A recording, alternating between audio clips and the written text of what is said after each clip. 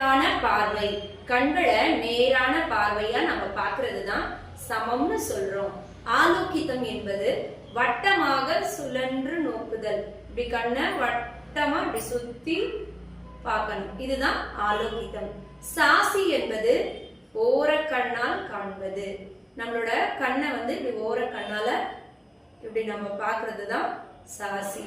பிரலோகிதம் என்பது அகன்ற பார்வை. கண்களை நன்றாக வலதிடப்புறம் நன்றாக அகற்றி கண்களை பார்த்தல், இதுதான் பிரலோகிதம்.